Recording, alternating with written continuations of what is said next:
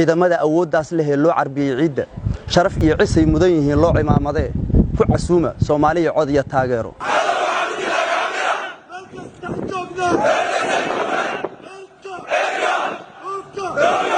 haddii gabaygu can yahay anaa caadil ii dhigay abwaan lagu casuumaan hoon looga dhigay cod marse haddaan calooshado inaan caynabka u fuulo sidii ceelka geeyiyo cirko horay baan noqone bal aan curiyo waataan murtida caalim ku ahaaye inaan ciidan leenahay ku filan ciidanada hooyo cudud iyo awood lagu hubee aan cabsi aqoonin cadaanka iyo madowga og iyo caalamka oo idile cutub calanka bulugaasi tii caadil ugu dhaartay carradiyo inay daafacaan ciidanada hooyo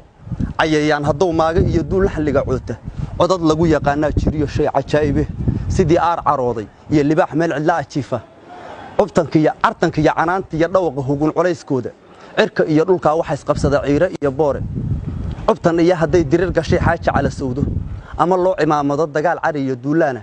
cidii lagu jiheeyaan marnaba caga ku taagnaane cadawguna markii oo maqlow carar bilaabaye ciidamada awooddaas leh ee loo carbiyey ciidda sharaf iyo cisay mudan yihiin loo cimaamade ku casuuma Soomaaliya cod iyo taageero si aad ugu caweysaan midnimo caana lagu maalo afarta cadceed soo baxdiyo maalin caadiyade cirkooda ay daruur laga cabiyo sayma curashaade curo iyo haway soo dhashiyo sidigta cagaagade afar kale cisiya waana mudan caawa iga hooyo al-shabaabkii caadeysan jiray dhiga cabistiisa ciroolaha ku wiileyn jiray culimo diinka caruurtii iyo dhalaanka iyo kuwii aan cafiin hooyo military caraysano markuu weerar ku casuumay gantaalaha markii lagu calaqay caada sare gaara hadba guuta caaboon markay ku calaqeen suwag casho iyo quraac looga dhigay nuucyo kala cayna ayagoo calool xumo dishay caata socon waayay oo caguhu barareen ayay howdka cararaane carraday ku noolaa jireen ciidanka degay waa taa calanka buluuga la suray ciidda badideeda ciidamada awooddaas leh ee loo carbiyey ciidda